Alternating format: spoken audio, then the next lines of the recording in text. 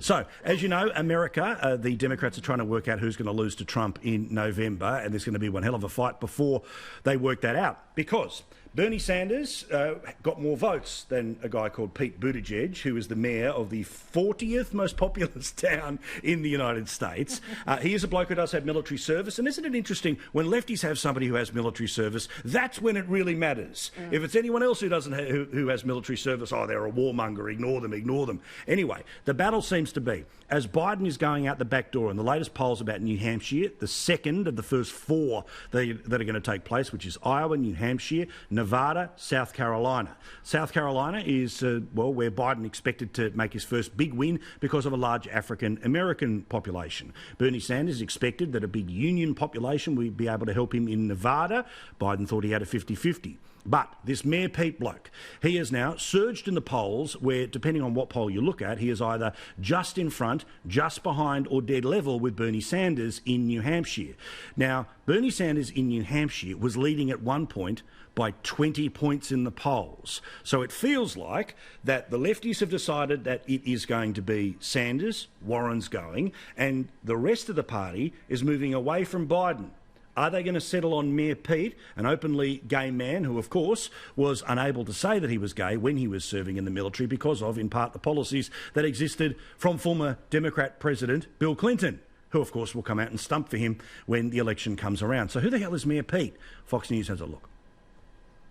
With the last debate before Tuesday's primary in the books, the Democratic presidential hopefuls are taking the next few days to make their closing arguments here in New Hampshire. When our nominee is dividing people with a politics that says if you don't go all the way to the edge, it doesn't count. A politics that says it's my way or the highway. Are you talking about Senator Sanders? Yes. The race to take the Granite State is on. 7 Democrats with their eyes set on the White House squared off Friday night. We have a newcomer in the White House, and look where it got us. I think having some experience is a good thing. The presidential hopefuls canvassing for votes and holding rallies to help bolster support. And although there's been a boost in momentum for Pete Buttigieg, Senator Bernie Sanders overwhelmingly won this state in 2016. Still, all candidates are working to put their best foot forward. Meanwhile, party leaders are hoping to put the Iowa caucus debacle behind them, and New Hampshire officials say they have this primary under control. Yeah, forget that thing where we couldn't count 200,000 people. Now, Liz, I would understand that, let's not get into the who's going to win, all the rest of it here, but let's talk about what is happening inside the left of American politics. They are making their decision between going all out, socialism / communism, or who the hell is not that, and it's definitely not going to be Biden. No, I'm afraid not. So you're right in saying this newcomer to the race, I do feel sorry for him. I mean, the poor bloke won Iowa and no one seems to know or care. The Dems are in a fat mess at the moment. They really are. You've got to feel sorry for them. If you can't run a caucus, you can't run the country. So don't show mercy, mate. They will never show it to you, so don't show it to them, Liz. Oh, don't You're a worry. kind person, but don't show mercy. The choir. They're preaching to the choir. So this primary is just getting started. It's already an absolute joke where the Dems are concerned.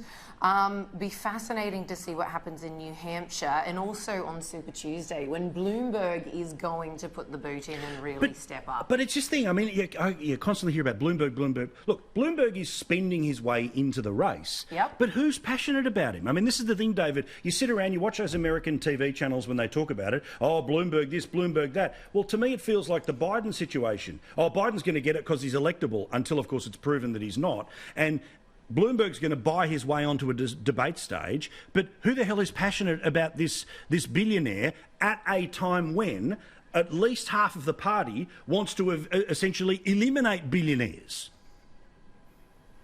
Yeah, and Paul, in the end, they're fighting for the chance to run against the guy who's probably had the best fortnight of his political career. It's almost like rewind Australian cricket a decade ago, watching Sheffield Shield to see who's scoring runs as an opener when you got Hayden and Langer there. They are racing to see who will run against Trump, and based on the current trends, based on what he has done, based on the fact that for better or for worse, whether people like him or they don't, he is talking about Americans and being a proud American and creating economic employment opportunities, and they are talking about impeachment and pens and ripping up sheets and fighting amongst themselves. They are long odds to win at the moment.